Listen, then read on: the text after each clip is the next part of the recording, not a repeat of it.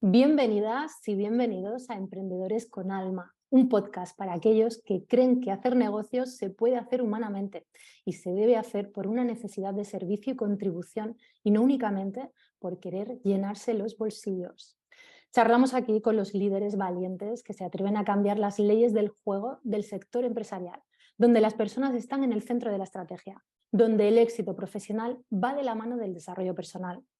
Queremos darte las claves que te inspiren y te ayuden en este camino lleno de desafíos. Y precisamente para muchos de nosotros, dos de los grandes retos son la venta y la gestión de personas. Hoy tenemos con nosotros a una mujer que lleva más de 30 años transformando la cultura de las organizaciones, especialmente dejando huella con su búsqueda de la excelencia en la atención al cliente, formando a directivos y equipos en habilidades emocionales y liderazgo. Es especialista en retail y autora del libro Vendedores de Emociones.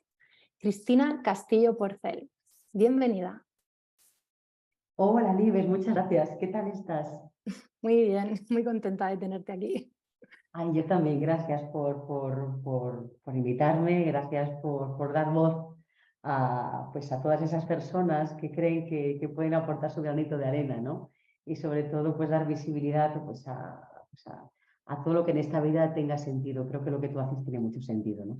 Muchas gracias. Muchas gracias a ti igualmente. Lo que tú haces también tiene sentido. Has sido de las pioneras y además mujer en traer esa cultura humana a las empresas que tanto nos hace falta. Necesitamos cambiar la forma de hacer negocios y necesitamos también visibilizar a las mujeres. Así que estoy muy contenta de que seas tú la primera emprendedora, empresaria con alma de este espacio, de este podcast. Gracias, Y Libes. para que te conozca la gente, ¿cómo te definirías a ti misma? ¿Quién es Cristina? Mira, justo el otro día empecé a leer un libro de autoestima de Rojas Marcos y él contaba como en esas primeras páginas, en sus sesiones con clientes, le preguntaba justo eso, ¿no? Háblame de ti, ¿no? Y respondía al mismo autor lo difícil que es hablar de nosotros mismos, ¿no? Mira, yo lo resumo en una frase, pues es que soy todo y soy nada, porque todo depende tanto del entorno en el que estemos, que nos influye muchísimo, de las personas que tengamos delante, que nos influye muchísimo. Y en el fondo es que tenemos tanto poder de sacar lo mejor y lo no mejor de las personas que creo que conmigo ocurre lo mismo, ¿no? Entonces, pues soy mucho, a veces soy poco, y depende mucho también pues del estado de ánimo en el que te levantas pues viéndote de una manera o viéndote de otra, ¿no? Sí que es cierto que a lo largo de la vida hay cosas que se repiten, aunque sea el día que sea, ¿no? Y, jolín, hay una parte que a mí me define mucho y es la pasión que le pongo a lo que hago. Es decir, jolín, es que soy como esos caballos que salen en una carrera, pues exactamente igual, o sea, con una a veces, pues eso, con una acción y con unas ganas, ¿no?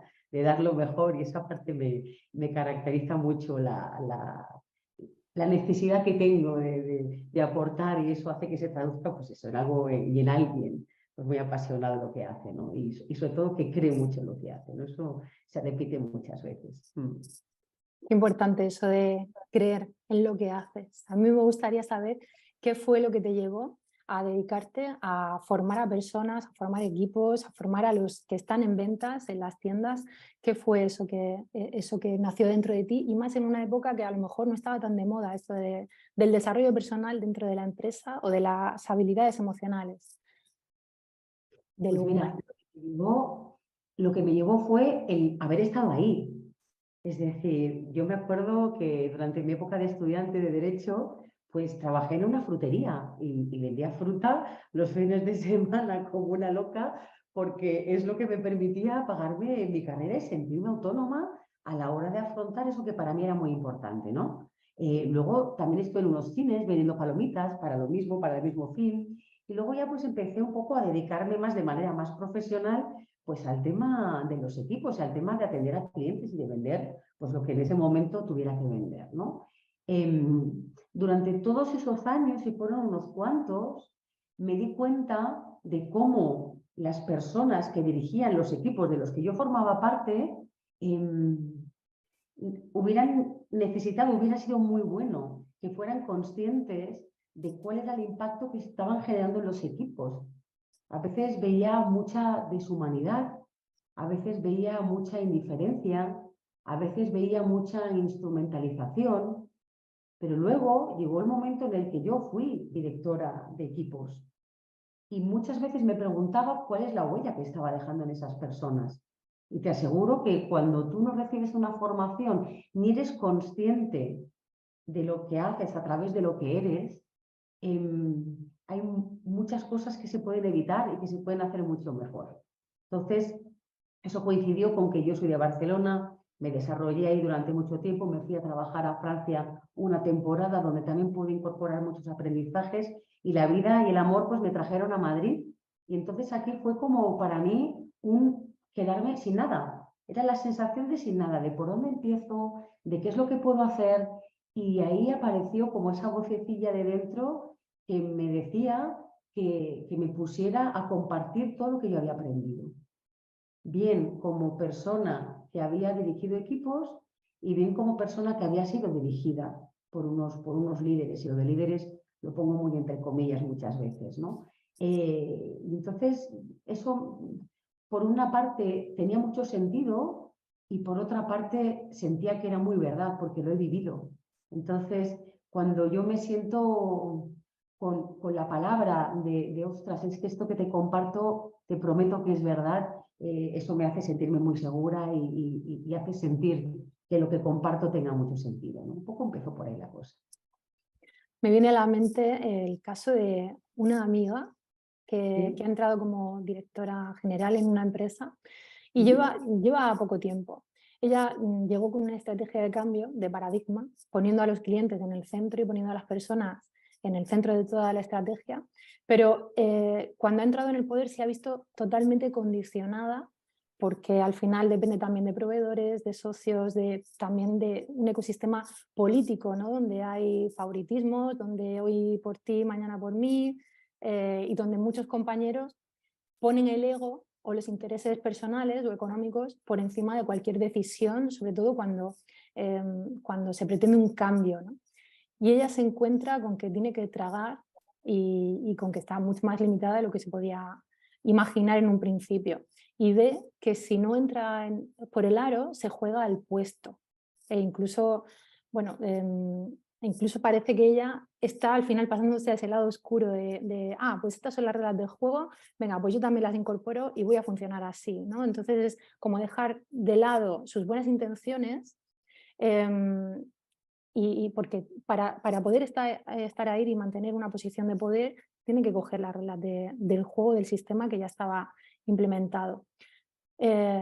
Asientes con la cabeza, entiendo que esto lo has visto más de una ocasión. Lo entiendo mucho, sí.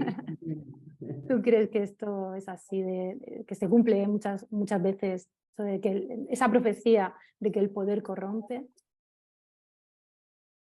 El poder corrompe cuando la intención de tener poder es tener poder. El poder no corrompe cuando el poder lo utilizas para sacar lo mejor de los demás. Depende de la intencionalidad que tenga ese poder. Desgraciadamente, pues cuando asumo un puesto de poder, pues me creo más que nadie, ¿no? Al final el ser humano comunicamos o por encima o por debajo, ¿no? Cuando comunicamos por encima es que nos creemos que sabemos más que la persona que tenemos delante y cuando comunicamos por debajo es que nos da miedo a expresar por generar un conflicto, nos da miedo a poner un límite, entonces o estamos o sometiendo o nos estamos sometiendo, ¿no? Entonces, pues eso, por eso es tan necesario tener líderes conscientes, donde la coherencia sea el punto más esencial. Y coherencia significa incluso el permitirme ser incoherente, es decir, no pasa nada cuando a veces una persona entra en contradicción, porque entiendo que estamos aprendiendo todo el rato, pero sí que hay una parte que tiene que estar encima de la mesa. Y encima de la mesa tienen que estar tus principios y tienen que estar algunos puntos que no sean negociables. Y en el momento en el que eso llega, saberlo comunicar a la otra persona. Y necesitamos saber poner límites. Necesitamos incorporar dentro de la empresa la palabra me siento de esta manera y lo que me gustaría es esto. Porque cuando entramos en términos de empresa, parece que lo vulnerable no está bien visto, parece que tengo que tener un papel de fuerza y de pilar que sostiene todo, cuando no es verdad. Un equipo se hace precisamente cuando nos reconocemos vulnerables y cuando la gente es donde tiene más ganas de participar y tiene más ganas de formar parte, ¿no? Pero respecto a lo que me dices de esta amiga tuya o de esta persona conocida, entiendo mucho lo que ocurre y dentro pues hay gente que está con poder porque eso les da prestigio, pero no les hace ver que tienen una oportunidad enorme de cambiar el día a todas las personas que forman parte de su equipo, ¿no?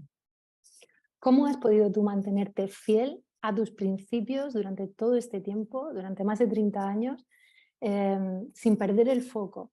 Y muchas veces entiendo, igual que me ha pasado a mí, pues que seguro que te has encontrado con personas o con empresas donde has empezado a trabajar y veías que era muy difícil porque era un choque de paradigma frontal. ¿Cómo lo has hecho? ¿Cómo lo has conseguido? Tus Pues principios por mira, delante. yo te cuento que al principio cuando decidí trabajar por mi cuenta y enfrentarme a la agenda vacía, que da mucho miedo, que te voy a contar que no sepas, ¿verdad? Cuando empezamos a remar, ¿no? Desde tu barco y luego por al lado pasan unos transatlánticos tan grandes, ¿no? Pues mira, al principio, y te lo cuento desde mi experiencia, al poco tiempo de estar trabajando por mi cuenta, apareció una empresa a la que le gustó mucho lo que hacía y me contrató. Y abandoné mi barco y me fui a un barco más grande. A mí aquello me sirvió muchísimo y me sirvió muchísimo para darme cuenta de que cuando no tienes un para qué, acabas trabajando para el para qué de otro. Y me di cuenta de que tu para qué tiene que ser muy fuerte. Y el para qué es que aunque vengan tempestades, aunque vengan olas de 4 metros, el para qué es lo que le da sentido a lo que haces. Y yo muchas veces cuando viene una pandemia o cuando se te cae un cliente o cuando aparece esa agenda en la que hay vértigo, el para qué es lo que te mantiene a flote. Porque es lo que le da el sentido al para qué te levantas todos los días a hacer lo que haces. Entonces, yo personalmente lo he trabajado reforzando y fortaleciendo mucho el sentido que tiene el para qué hago lo que hago. Ese es el punto. Porque si no, te vas a meter en los para qué de otros, pero ya no es el tuyo, es el de otras personas. Que si coincide está genial, porque ahí tenemos a un equipo maravilloso, pero a veces no coincide. El tuyo tiene que estar ahí. Que bueno, yo entiendo que es fácil, o por lo menos a mí me ha resultado más sencillo, verlo en emprendedores, en mí misma, cuando es mi propio barco, porque es que de alguna manera tú estás creando también ese círculo virtuoso. Desde el principio hay unas bases, ¿no? Pero cuando entras en la cultura corporativa de otra empresa, ahí es donde mantenerse fiel eh, es difícil. También entiendo que la cultura corporativa se va haciendo en función de las personas que forman parte, que la integran. Entonces, al final todos sumamos, todos nos vamos mezclando, ¿no? Y de qué manera se puede cohesionar esa entrada de Cristina dentro de una corporación más grande, de qué manera transmites tus valores y eso transforma la mentalidad, el mindset de los directivos o de los equipos. Pues eso yo creo que se consigue estando fuerte y queriéndote mucho y pensando mucho en ti. Claro, porque cuando eso no está fuerte y cuando las raíces no están fuertes, viene un viento y se lleva el árbol. Es decir, cuando tú estás convencida de que eso es así y que funciona, lo llevo a cabo. Otra cosa es el cómo lo llevo a cabo. Creo que también hay una frase que me encanta que es entrar como un elefante en una cacharrería. Es decir, cuando entramos en la casa de otra persona que nos ha invitado, hay que ser muy respetuoso con lo que está. A veces eso puede darte la idea de que no quieres volver nunca más, porque esa casa tampoco te ha gustado tanto. Pero creo que el mostrar respeto, el intentar entender eso y empezar a hacerlo de una manera tranquila, pero convencida de que poco a poco vas a ir, eso es como la gota a gota, ¿no? Que al final genera estalactitas, ¿no? Pues esto es exactamente igual, ¿no? Es como el cómo tiene que ser suave, tiene que ser respetuoso, tiene que ser muy empático. Es decir, detrás de cada comportamiento hay una necesidad que no está cubierta. Entonces, el poder observar, el poder escuchar, el poder entender, el poder ver eso, no desde el juicio, desde la crítica, sino desde la empatía más absoluta, hace que ese mimetismo luego se produzca al revés. Y eso es lo que creo que funciona, es tener unos pilares fuertes y respetar los pilares del otro, para que al final podamos bailar juntos. Y esto no es una guerra donde mi verdad es más grande que la tuya, sino que quiero entender tu verdad y te quiero contar la mía, porque a lo mejor de las dos sale una verdad mucho más rica. Creo que se trata de construir juntos algo, ¿no? Y hacerlo, como digo, muy de manera tranquila, porque las piezas, cuando forman parte de un engranaje, el engranaje funciona de una manera, ¿no? Entonces, que una persona se introduzca en un equipo hace que todo el equipo se mueva y que todo el sistema se mueva. Entonces, hay que hacerlo de una manera amable y muy autocreyente, vamos a llamarlo así, esta última palabra. Has mencionado bueno, algunas palabras, como es la empatía, la vulnerabilidad, la autoestima, la confianza. ¿Dirías que son cualidades de un estilo de liderazgo femenino? Pues mira, aquí es un tema que me apasiona y creo que hombres y mujeres somos diferentes, totalmente. Otra cosa es luego cómo aparecen los estereotipos y cómo de los hombres se espera una cosa y de las mujeres se espera otra. Y eso ya no es un tema de sexo, sino un tema de género. Y ahí es donde se generan esas grandes diferencias, desgraciadamente, ¿no? Yo cuando hablamos de liderazgo femenino,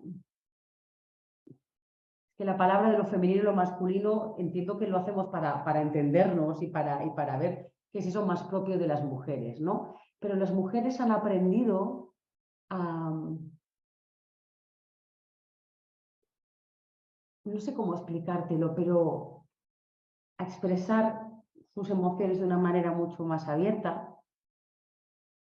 Han aprendido que ellas no tienen por qué ser el pilar de nada, aunque lo son, pero han aprendido que ese sustento forma parte de otro tipo de liderazgo o de otro tipo de personas, ¿no? O en este caso de los hombres, ¿no? Las empresas han sido siempre formadas por hombres, siempre los líderes han sido hombres, es decir, si nos vamos al manual de la buena esposa de hace unos cuantos años, que creo que todavía se sigue editando, habla muy claramente de cuáles son las reglas de ser una buena esposa, y en ninguna de esas reglas aparecía el cómo ser una buena jefa, cómo dirigir un buen equipo, sino siéntete bonita cuando venga tu marido y arréglate y haz que la casa esté preciosa, ¿no? Esos roles están ahí todavía y los roles de ellos también. ¿Qué significa esto? Que cuando las empresas se han sido formadas por hombres, han sido lideradas por hombres de una manera aprendida por los hombres. ¿Y cuál es eso que han aprendido? La fortaleza, el objetivo, la no vulnerabilidad, el sostento, el yo sé cómo se hacen las cosas. Claro, cuando entra la mujer en el mundo laboral y empieza a liderar, como no tiene referentes de mujeres en los que inspirarse, porque los libros de historia mencionan muy poco a la parte que nos corresponde y que creo que nos corresponde, pues se inspiran en un liderazgo masculino. Es un liderazgo duro, es un liderazgo muy práctico, es un liderazgo donde no se expresa, porque eso nos hace débiles o creemos que nos hace débiles y vulnerables. Liderazgo femenino es un liderazgo humano, es que el liderazgo tiene que aunar las dos cosas, la del hombre y la de la mujer, entendido como lo entendemos desde toda la influencia cultural que hemos recibido, ¿vale? Pero que tiene que ser un liderazgo muy práctico, tiene que ser un liderazgo muy de objetivos, pero tiene que ser un liderazgo muy humano. Tiene que ser un liderazgo donde se permita dedicar tiempo a escuchar a la otra persona y entenderla. Y donde el liderazgo, si entendemos como tal a una figura que aparece donde la gente le sigue voluntariamente, para que haya esa voluntariedad, esas personas se tienen que sentir útiles, se tienen que sentir escuchadas, se tienen que sentir importantes. Y eso solamente ocurre cuando el líder pide ayuda, cuando el líder deja de expresar todo el rato lo que los demás tienen que hacer y pregunta tú cómo lo harías, o échame una mano, oye, necesito que estés conmigo en esto. Desde ahí aparece otro tipo de liderazgo, que yo creo que es el que las empresas necesitan. Necesitamos mujeres líderes inspiradas en un liderazgo mucho más humanista, mucho más cercano, donde no se pierda de vista, por supuesto, el objetivo y esa parte práctica, pero que incorpore también que lo que estamos haciendo es trabajando con personas, no con instrumentos. El liderazgo masculino instrumentaliza, el liderazgo femenino humaniza. Y esa parte creo que es importantísima para destacar como empresa y para tener a los mejores equipos, ¿no? Que son aquellos que nos siguen de una manera porque quieren y porque creen en nosotras y en nuestro proyecto, ¿no? Creo que eso es muy esencial. ¿Cómo encajaría aquí la vulnerabilidad? Reconociéndote que no puedes con todo y que no lo sabes todo y que las Con personas... humildad.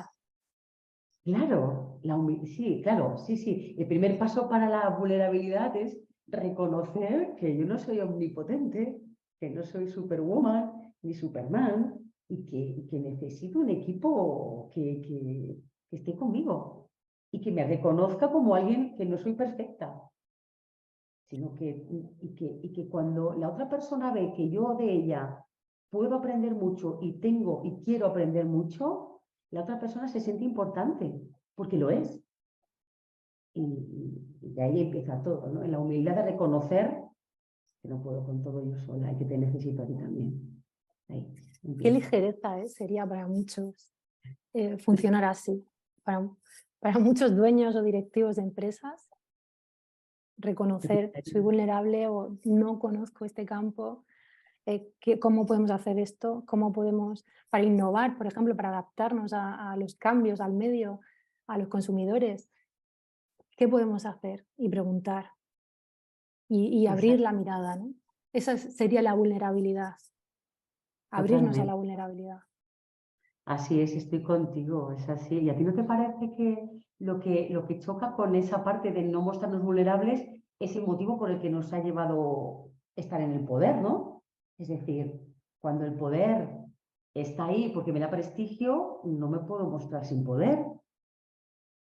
Por eso no me puedo mostrar vulnerable. Pero cuando el poder que tengo lo utilizo para, jolín, para vamos a crear algo la mar de rico entre todos, ahí sí que me permito esa parte vulnerable, ¿no? No sé. ¿Cómo aprecias esa situación tú, Yo lo que veo es que el mundo está cambiando y los medios digitales nos lo están mostrando, ¿no? Vemos Instagram, vemos a los referentes, vemos en YouTube cómo la gente que más transmite, los que más seguidores tiene, es verdad que hay mucho ruido, pero los que más seguidores tiene y que más impacto están generando son esas personas que muestran también su lado humano, su vulnerabilidad, sus dificultades, sus carencias. Y eso hace que los demás empaticen e incluso muestren una actitud de querer ayudar o de decir, oye, pues a mí también. El dar permiso, porque yo me siento mal o no sé cómo hacerlo, o aquí he caído o esto me está doliendo, da permiso para que muchos otros también puedan reconocerlo, ¿no? Y nos humaniza, porque al final la vida es maravillosa por un lado, pero nos pone en muchas situaciones dolorosas y difíciles, donde desde esa actitud de humildad somos eternos aprendices y estamos para ello, ¿no? Esa vulnerabilidad yo creo que nos hace grandes. Y es así? en el sector empresarial, pues yo me he encontrado con personas, con empresarios y empresarias con alma, pero también me he encontrado con otros que les ha costado mucho, ¿no? Que tenían que mantener el tipo y que al final entraban, la soberbia les llevaba a la ofuscación de esto es así porque lo digo yo y porque los demás son gilipollas y no se enteran, porque lo he visto, esa agresividad que rozaba el maltrato a los trabajadores y muchas veces a los clientes. Se ponían en un lugar de exigencia hacia el cliente que, por supuesto, iba totalmente en contra de las ventas. Es Entonces, así, es así. Pero creo que es el motivo es ese, ¿no? ¿Para qué quieres el poder? ¿Para qué? ¿Para ti o para todos? Si es para ti, no te puedes mostrar vulnerable y encima te desprecio porque yo estoy aquí para mí. Pero cuando es para todos ese poder, eso se convierte en algo transformador de una manera muy bestia, ¿no? Y ahí empieza lo grande, ¿no? Ahí Lo está. grande, el desde dónde hacemos las cosas, desde qué intención. A mí me Exacto. encanta, leyendo tu libro, lo tengo desde hace tiempo y me ha ayudado mucho a mí también a Gracias. darme cuenta de la venta y también a trabajar con equipos que se dedicaban a las ventas, ¿no? Yo no soy experta en ventas, pero sí el poder entender pues esos que estaban repartiendo, por ejemplo, en las tiendas y al mismo tiempo tenían el rol de vender y de nuevas referencias que a lo mejor no habían probado, pero que tenían que intentar vendérselas a sus clientes y ver cómo los que mejor funcionaban eran los que mantenían al cliente en el centro, los que sabían que la intención de ayudar, de realmente servir, era lo que más vendía. Entonces, no era una cuestión de que la marca o la empresa vendía, sino de que el vendedor, porque realmente empatizaba y conectaba con el cliente, era el que se lo llevaba a todos. Y los otros Exacto. no entendían, ¿no? Los otros compañeros muchas veces no entendían, o la propia empresa no entendía por qué eso era así. Y me ha encantado cómo lo reflejas en tu libro y también escuchando algunas de tus entrevistas que tienes subidas, colgadas en YouTube, también plasmas ese giro, ¿no? De la mirada en la venta. La mirada lo cambia todo. El cómo tú mires a una persona, el cómo tú mires, cómo te mires a ti, lo cambia todo. La mirada creo que es la herramienta más poderosa que tenemos para hacer que las cosas ocurran. Porque así te miro, así te comportas conmigo. Y eso te cambia y me cambia y nos cambia a las dos, ¿no? Yo creo que eso es súper importante. Creo que dentro de la empresa hay un gran error para mí, ¿eh? Y es pensar que el cliente es el que tiene que estar en el centro. Y no es verdad. Es el vendedor el que tiene que estar en el El centro. vendedor. Es el equipo el que tiene que estar en el centro. Porque cuando el equipo está en el centro, cuando se siente importante, cuando es capaz de mirar desde esa mirada de utilidad, de aportación, de sentimiento de grandeza, porque es grande, así trata al cliente. Y entonces, como consecuencia, el cliente se siente importante. Pero querer que el cliente sea importante sin que la persona que está relacionándose con él se sienta de esa manera, ya no es un cliente importante, ya no es un cliente que me importa, es un cliente que me interesa. Y no es lo mismo una venta interesada que una venta basada en alguien que me importa de verdad.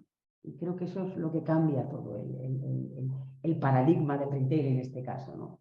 Totalmente. De hecho, para muchos emprendedores que nos puedan estar escuchando, estoy segura de que muchos coincidirán en que les cuesta mucho la venta. Y es por el mal concepto que tenemos de hacer negocios o de vender. Como quiero ganar a costa de ti. No, no es eso. No es eso. Vamos, y además es que para nuestro cerebro aparece siempre la tendencia que para que yo gane tienes que perder tú, y no es verdad.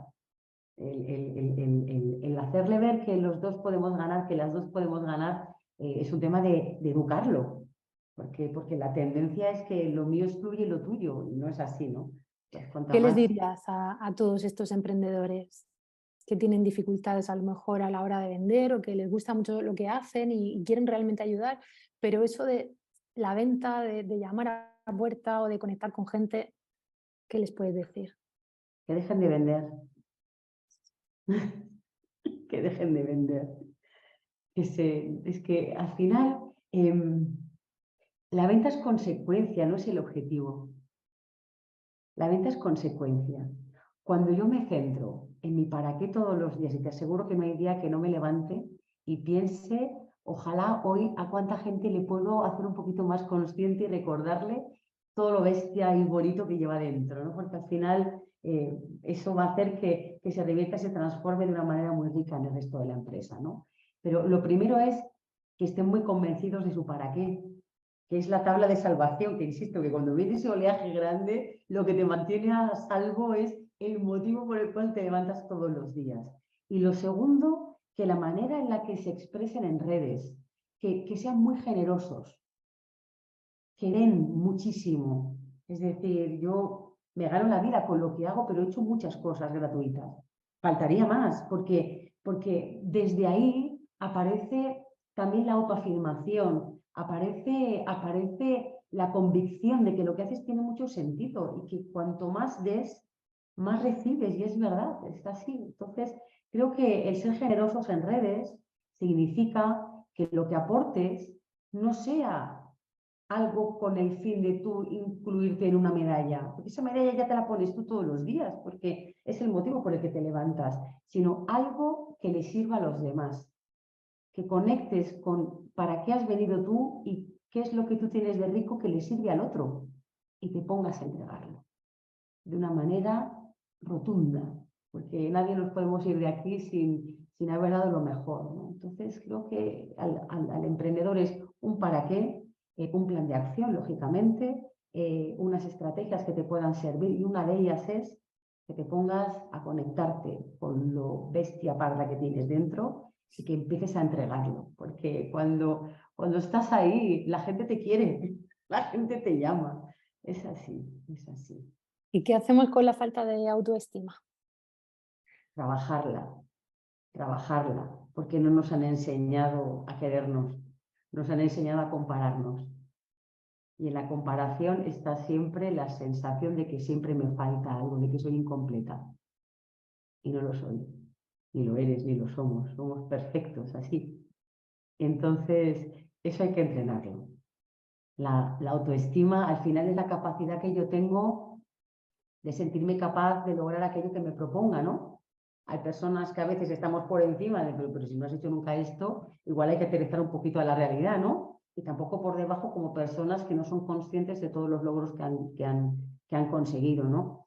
Yo para trabajar la autoestima, lo primero que haría y lo que hago cuando trabajo la autoestima es ponte en una hoja todos los logros o todas las cosas que has vivido y que has superado. Y cuando las ves plasmadas en un papel te das cuenta de lo que eres capaz. Y cuando ves todo lo grande que has logrado, desde estar aquí hoy vivas, que eso ya es lograr algo grande, somos supervivientes de una sociedad de muchas cosas, somos la herencia del Cromañón que estaba en cuevas hace unos cuantos años, somos la genética seleccionada, es decir, eso ya es supervivencia pura. Pero además de eso, cuando tú eres capaz de ver todos esos logros, desde emprender hasta caerte y volverte a levantar y vivir una separación y levantar cabeza después de la dureza de eso y vivir un despido de trabajo y perder a gente querida en tu vida, cuando tú todo eso has sido capaz de superarlo, viene la pregunta, ¿de qué no eres capaz? ¿De qué no eres capaz? Cosas que aparezcan los miedos, pero eso, a más miedo, más seguridad tengo que trabajar. Y la seguridad me la da el saber de dónde vengo. La autoestima necesita hechos constatables, si no nos autoestima. Pero cuando tú ves en una línea de tu vida las cosas que tú has visto, que son constatables porque son reales, porque las has vivido, eso no es discutible por nadie, eso es real. Y eso es en lo que me tengo que y necesito asentarme para coger la fuerza, para decir, bueno, pues esto ha sido así, que me hace pensar que no tenga que ser así más adelante. Y los recursos los tengo. ¿Alguna vez has vivido tú una crisis de este tipo, de sentirte perdida, de repente decir, quiero tirar la toalla o no confío en mí, no, va a ser imposible, yo quiero esto, pero es tan difícil? Sí. Claro, ¿Cómo lo has claro. superado? Porque decirlo así parece como sencillo, pero es que también es un proceso de integrar muchas cosas, de sacar, de poder detectar otras, ¿no? Creencias limitantes o experiencias que puedan ser traumáticas, limitantes también. ¿Cómo ha sido tu experiencia en este sentido? Pues mira, mi experiencia cuando la recuerdo me emociona mucho, porque recuerdo algunas escenas de llorar mucho y de sentirme muy perdida y no saber ni por dónde tirar. Y yo me acuerdo, yo que he creído poco en el Dios de fuera, ¿no? Creo en el Dios de dentro, en el de fuera, ¿no? Pues yo le suplicaba a él también, por favor, dame una pista de por dónde tengo que seguir, ¿no? A mí lo que me hizo salir de ahí fue la acción, accionar. Cuando te pones en movimiento, ocurren cosas. Una llamada, un curso, un documental, acción. Porque si no, corro el peligro de ahogarme en mis propias lágrimas. Y eso hay que evitarlo, porque no hemos venido para eso, ¿no? Entonces hay que reconocer que me permito llorar y que realmente hay momentos muy duros, porque la vida también pues nos pone eso para que saquemos los recursos. Al final, los momentos duros son recordatorios que nos invitan a sacar los recursos que tenemos, ¿no? Pues eso, con la acción. ¿Dónde me quiero ver? ¿Dónde me gustaría verme? Aparece la cabeza, ya, pero ¿dónde va Filtrafilla? Eso no lo puedes conseguir, eso es, sí, vale, pero ¿cuál sería esa primera piedra que pondría, ¿no? Y así pues se va haciendo un castillo. Vale, ya. Y aunque la venta, digas tú que no se vende, porque no hay que, hay que conectar, hay que dar, y empatizar y servir, pero aquí vendedores de emociones. ¿Qué es esto de vendedores de emociones?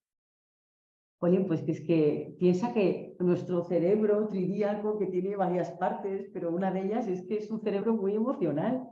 De hecho, la neuroventa y la neurociencia demuestran que las decisiones de compra no las toma nuestro cerebro inteligente, por mucho que la economía matemática diga que todo lo que decidimos es fruto de pros y contras y de analizar, y no es verdad. Hay una parte emocional muy bestia, si no, no nos compraríamos nada que no necesitamos o que no nos hemos puesto una sola vez. Es que no tiene sentido. Es decir, están interviniendo, hay otros factores. Lo que hace que tomemos una decisión de compra es lo que ese entorno, esa prenda o esa persona que está ahí delante nos transmite, nos hace sentir. Ahí aparece el reptil, que es el que decide, pues imagínate un 85% el que corta el bacalao, ¿no? Pero todo es fruto del cómo yo me siento. Cuando yo me siento importante para ti, yo ya confío en ti, ya hay una conexión. Y desde ahí, ofréceme lo que quieras. Es mucho más fácil desde ahí. Cuando el vendedor se pone en el rol de yo estoy aquí para ayudar a los demás, o sea, ¿cuántas veces compramos cosas para sentirnos bien? Tengo una entrevista de trabajo, necesito sentirme fuerte. Tengo mi primera cita con mi churri, necesito sentirme guapísima o guapísimo. Tengo. Al final, todo lo que consumimos lo hacemos muchas veces para mejorar nuestro estado de ánimo. Pues qué menos que la persona que esté delante contribuya a ello. Y no solamente que no me pinche el que traigo, sino que el que traigo me lo haga mejor todavía, que ahí es donde está el profesional de verdad, el vendedor consciente, ¿no? Creo que En va por una ahí. de las entrevistas que le hice en un documental aquí en la región de Murcia, a un empresario con alma, le preguntaba, ¿la vida es venta? Y me dijo, sí, la vida es venta. Todo es vender, negociar con mi mujer para ver dónde vamos el fin de semana, lo que vamos a cenar, qué hacemos con los niños, con mi socio, con mis trabajadores, con todo el mundo. Al final es venta, es seducir, es inspirar, es estar al servicio, ¿no? Es esa conexión, ¿no? Sí, sí, Entendiendo la sí. venta como esa conexión de personas que Ujú. contribuyen, que comparten. Totalmente. Y al emprendedor o a los emprendedores, emprendedoras, que necesitemos llenar la agenda, como decías, ¿no? O tener más clientes, al que es profesor de yoga, que tenga más clientes, al que es abogado, igual, el que, lo que sea, que tiene un libro, vender más. ¿Cómo se conecta desde la emoción? ¿Qué tenemos que entender ahí para servir? A lo mejor no sabemos ni quién es nuestro público, ¿no? ¿Cómo podemos llegar hasta ahí? Mira, el otro día contactó conmigo en LinkedIn una persona que dijo hola, buenas tardes, y ya me soltó todo el párrafo con todos los servicios que me ofrecía. No creo que eso sea vender de una manera eficaz. Entonces, cuando hablamos de eficaz, bueno, de hecho algún autor establece la seducción como una de las emociones básicas, ¿no? Junto con la ira, con la alegría, pues está la seducción. Y es verdad que todos seducimos, es decir, el ser humano es un animal de tribu que necesita pertenecer y para pertenecer necesita seducir o necesita vender lo bueno que tiene para que el otro le acepte, ¿no? Pero ¿de qué manera? Al final yo creo que la clave está en el tú para mí eres importante. Es decir, cuando mi cerebro percibe que yo para ti soy importante, se activa. Cuando mi cerebro percibe que lo importante eres tú y que vengas aquí a hablar de tu libro, pues mi cerebro no se activa. Es así. Mi cerebro reptil no solamente no tiene empatía, sino que solamente se pone en marcha cuando percibe que tú sí que la tienes conmigo. Es el colmo, ¿no? Un poco así, ¿no? Pues si resulta que tenemos que vender emociones, lo primero es querer saber de la otra persona. ¿Qué tal estás? He visto que te dedicas a esto, jolín, qué guay. Oye, pues, ¿y cómo lo llevas? Esto y lo otro. Y desde ahí aparece otra cosa. En Instagram, ayer justo, otra persona. Cristina, ese fue el saludo con un interrogante.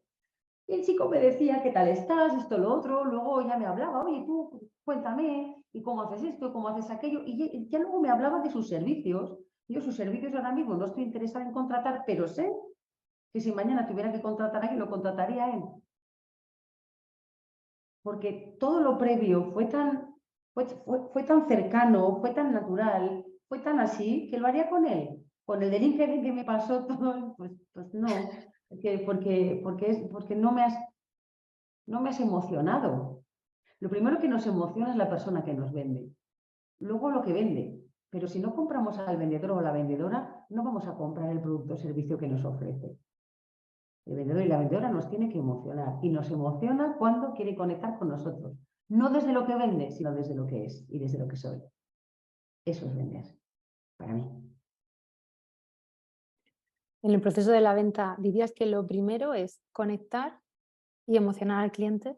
Luego estaría el beneficio también hacia el consumidor, lo que me llevo, y luego también las características del producto, que muchos Claro, emprendedores estamos enamorados de nuestro producto y de lo que hacemos, pero nos cuesta claro, mucho ver más allá. claro. Bueno, pues al final, si es mi producto el que vendo, es lo que me gustaría que te llevaras. Pero para poder conseguir que confíes en mi producto, que es una segunda fase, necesito primero que confíes en mí. Y la confianza se genera cuando hay una relación, cuando hay un de igual a igual, cuando desaparece el tú me interesas y aparece el tú me importas. Desde ahí aparece. Por eso en un ciclo de la venta, cuando hablamos de tienda, lo primero es un saludo, pero es un saludo, no un saludo del bienvenidos a, ¿le puedo ayudar en algo? No. ¿Qué tal está? ¿Qué tal está? Voy a cambiar mi saludo del programa. En vez de bienvenidas y bienvenido, voy a deciros, ¿qué tal estáis? ¿Qué tal estáis? Porque en realidad es Claro. lo que me importa. ¿Qué tal estáis? Porque cuando tú me preguntas qué tal estoy, mi reptil hace, ay, que yo soy importante para ti. ¿Qué tal estás? Es verdad. El cliente relaja ya su parte instintiva de, ay, que me quieres vender, socorro. ¿Qué tal estás? Claro, estoy por aquí, para lo que necesites, estoy por aquí. He visto que está mirando esto. Yo le voy a enseñar otro que creo que le va a gustar más. Se lo digo porque lo he visto puesto y me encanta. Desde esa rotundidad, desde esa seguridad. Desde ahí, pero lo primero es desde esa cercanía, desde esa opinión personal mía, desde ese, espera un momentito, me está diciendo que lo quiere naranja, le voy a enseñar el fucsia, es que creo que le va a gustar más, lo digo porque su piel es verano y creo que le va a sentar mejor. Hágame caso, confíe en mí, desde ahí te llevas el fucsia, te lo prometo. Claro. Y dentro de la venta también está la fase de poner el precio, que también es una de las cosas que les cuesta a muchas personas y en todas las empresas al final hay que poner precios, hay que estimar los costes, los beneficios, el IVA y luego esos valores añadidos, ¿no? Que a lo mejor son más abstractos, pero que también tienen su precio. ¿Vale? ¿Cómo se pone esto? ¿Qué les dirías tú? ¿Qué consejos les das? Pues primero que los precios no son ni caros ni baratos, los precios son justos o injustos. Y un precio justo es aquel que se establece cuando las dos personas creemos que ganamos. Si yo creo que con el servicio que yo te voy a dar tú vas a ganar mucho, yo me merezco también ganar. Es justo. Los dos ganamos. Cuando yo empiezo a pensar que lo que yo hago tampoco vale tanto y aparece ahí la impostora, el impostor que llevamos dentro, pues me estoy quitando valor. Entonces, lo primero es establecer qué valor tiene lo que ofreces. ¿Cuánto dinero hace ganar lo que tú ofreces a esa empresa? Si eso genera mucho beneficio, tú también tienes que tener ese beneficio, es justo, para que los dos ganemos. Porque si no se genera un desequilibrio injusto que no nos gusta a nadie lo injusto. Entonces, lo primero es analizar para qué sirve lo que tú haces, qué beneficios va a generar eso a los demás y darte el valor que eso tiene. Y ya no solamente lo que haces, sino todo lo que has tenido que hacer para eso que haces. Porque esto no es de doy una charla o doy una formación o no. Doy una charla, pero que es fruto de 30 años de trabajo. Y eso es importante. Y de ahí volvemos otra vez a la autoestima, a toda la parte de ser honestos con nosotros y decir, es que lo que yo hago, lo que yo comparto, tiene mucho valor. Desde ahí puedo establecer un precio justo. Otra cosa es que me flipe un rato y haga cualquier cosa y ni siquiera me cuestione cuánto va a ganar la empresa con eso, cuáles son sus beneficios. Ahí estamos en el otro problema, que es la falta de empatía. Pero cuando yo me siento objetivamente y veo lo que tú vas a ganar y lo que yo te voy a ayudar a mejorar, y te aseguro que te voy a ayudar a mejorar, y tú gracias porque me ayudas a mejorar a mí, ganamos las dos personas y el precio se establece en base a eso. No es lo que yo desde un día malo creo que valgo, porque a lo mejor no creo que valga tanto, sino lo que es justo. Claro, y desde ahí hago mi línea de la vida, veo de dónde vengo, veo todos mis valores, todo lo que tú aporto, cómo lo hago, y todo el impacto que tiene eso en los demás. También es cierto que la experiencia es un grado, que al final es un tema de ir normalizando tus tarifas, y cuanta más experiencia, más se van asentando y más sientes que puedes ser más justa. Y cada vez sientes que tus precios pueden ser superiores porque el beneficio que generas es superior basado en toda la experiencia que vas cogiendo, claro. ¿Y has estado en Marrakech alguna vez comprando? Sí, sí. ¿Y qué tal la experiencia A mí me encanta como hacer las ventas. profesional de las ventas allí? A ver, cuéntanos. Eso es otro mundo. Eso Es otro es mundo. otro. Tienen otras reglas. Son otras reglas. Son otras reglas Claro. cuando ahí, si no regateas, parece que no estás jugando bien, ¿no? Tienes que cuestionártelo todo, ¿no? Eh, pues mira, te diría que incluso ahí los vendedores hay cosas que hacen muy bien, que es que a veces le compras al tipo por lo simpático que es, por la Claro. naturalidad y por lo auténtico que es que es verdad, es Mm. verdad. A veces es por ahí, el tipo te dice, oye, que te voy a vender, que lo sepas. Pues para que darle más vueltas, para Claro. que darle. También sabemos a lo que vamos, ¿no? Cuando nos encontramos en un zoco y sabemos que hay que negociar, que regatear, que el chico nos va a hacer el chiste, nos va a llamar la atención con algo, entonces se convierte en Exacto. un juego, pero la verdad es que nos gusta comprar, aunque no nos gusta que nos vendan, pero cuando se convierte en eso, en un juego divertido, en una aventura, es una experiencia fantástica. Sí que nos gusta que nos vendan, yo Sí que creo. nos gusta, ¿no? Si nos, Lo si que nos no nos cuida, gusta, lo que no nos gusta es que nos utilicen. eso. La venta agresiva no nos gusta. No, no, Eso. pero el tener una conversación con alguien, yo no sé, he percibido estar con clientes que se lo han pasado muy bien. Y yo Es con personas verdad, me lo he sí. pasado muy bien como clienta y me Sí. encanta que me vendan. Pero porque siento que hay una conexión y porque siento que están pensando en mí también, además de en ellos, faltaría más. Mm. Desde Que hay ese esa paradigma sí nos gusta que nos vendan, claro. yo Cuando nos cuidan, claro que sí. cuando nos cuidan, sí, sí, es así. La venta es cuidado, es cuidar. El cuidado. Oye, sé que tienes un hijo de la edad de mi hija. ¿Cómo ha sido Ujú. para ti conciliar? Volviendo a ti como persona, como emprendedora y empresaria, ¿cómo es esto de conciliar?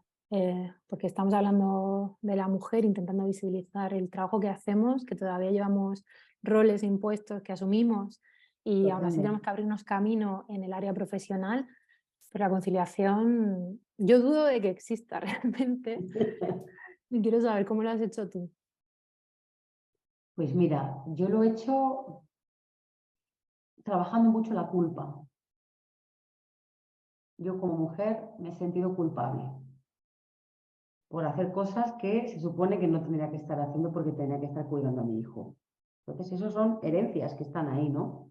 Em, por un lado, aceptando eso, por otro lado, no perdiendo nunca de vista que estaba eligiendo todo el rato. Y por otro lado, aceptando que cuando no he ido a trabajar y me he quedado con mi hijo, ha sido porque ese rol también me gusta.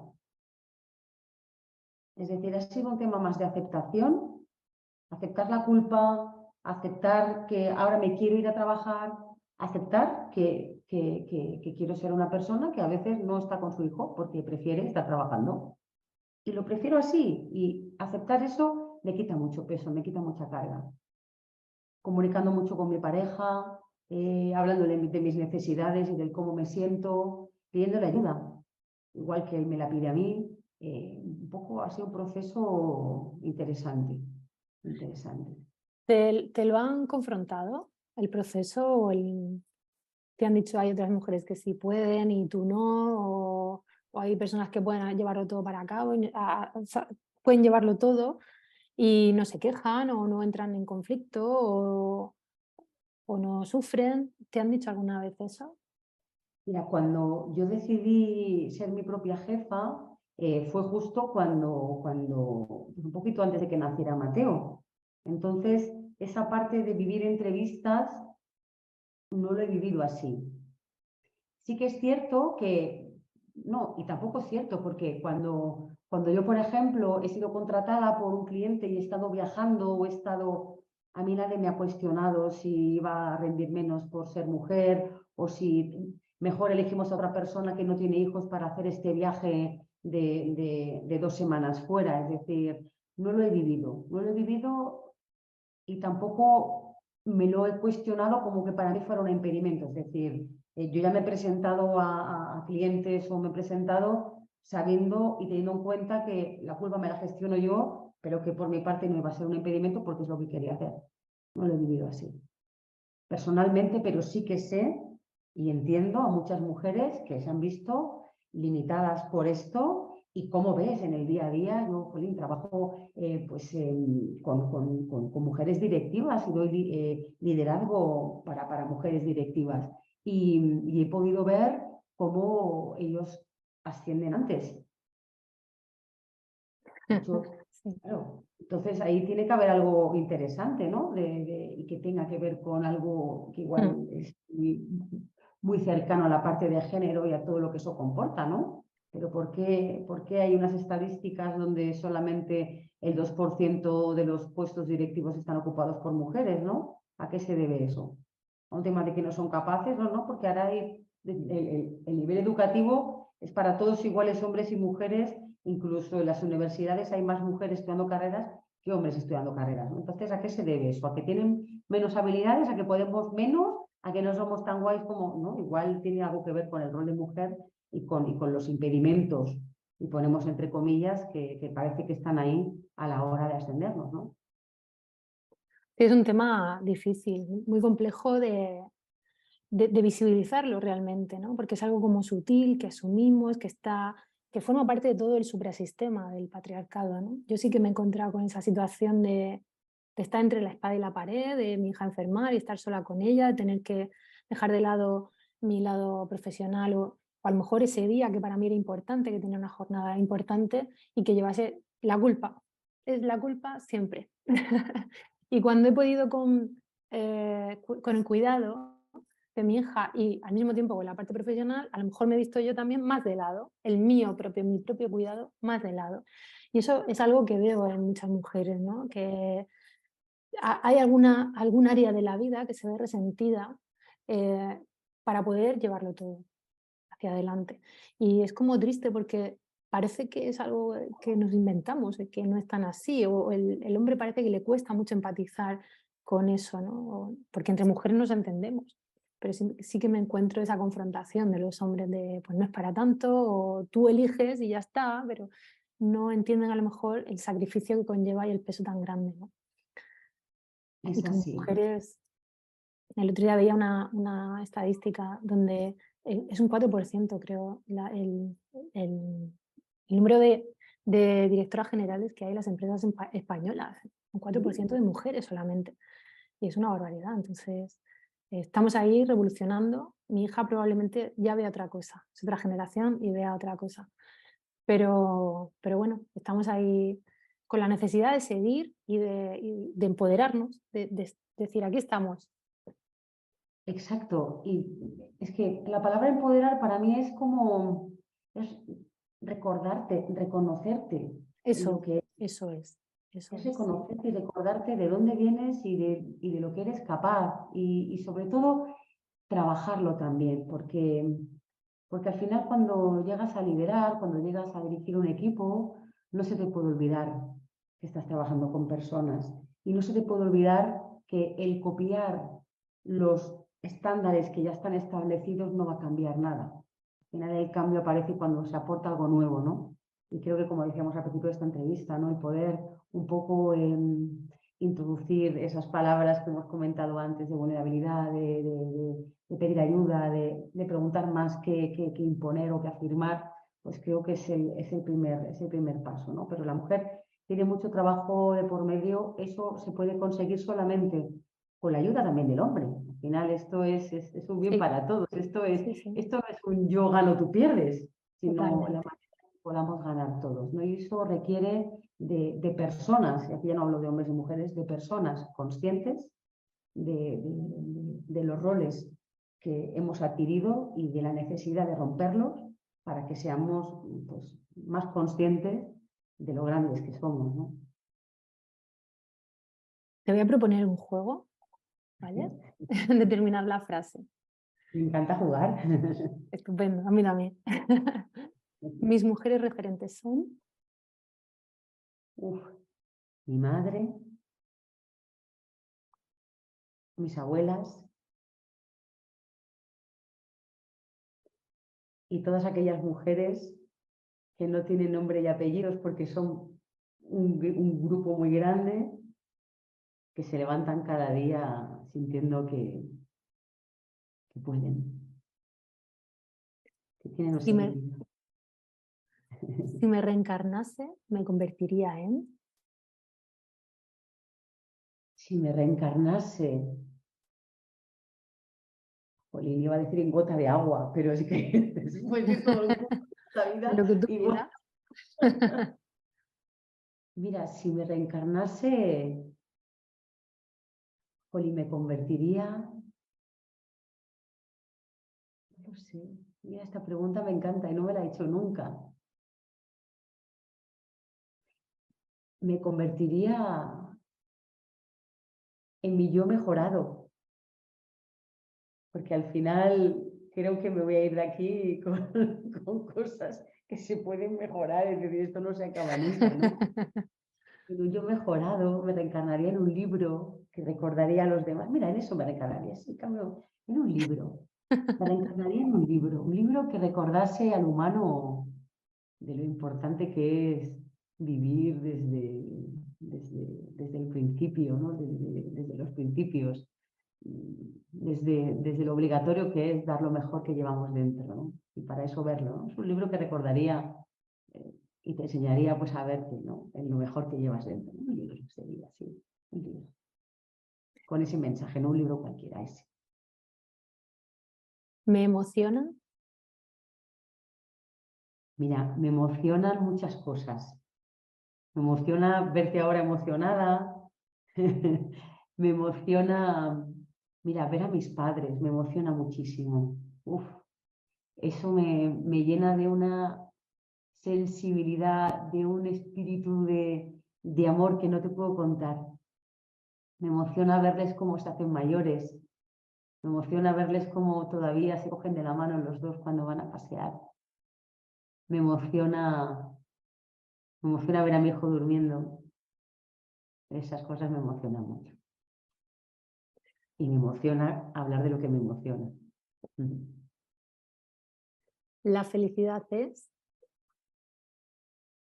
Aquí, ahora, aceptar. Felicidad es a todo sí. Eso es felicidad. Muchísimas gracias. Ha sido un Gracias. placer. Qué entrevista más bonita, Nieves. Muchas gracias. Nos despedimos y nos quedamos con muchas joyas. Una mujer apasionada con principios, a la que le importan las personas y que su para qué le da sentido a todo. La acción es el primer paso hacia la materialización de su propósito y el tú me importas, su mantra. Cristina Castillo Porcel, muchas gracias. Gracias a ti, qué bonito. Me emociona escucharte esas cosas tan preciosas que dices de mí. Son tuyas. Gracias, Y gracias. gracias a todos por estar al otro lado. Espero que os sea útil. Un abrazo muy grande. Gracias. Chao, chao.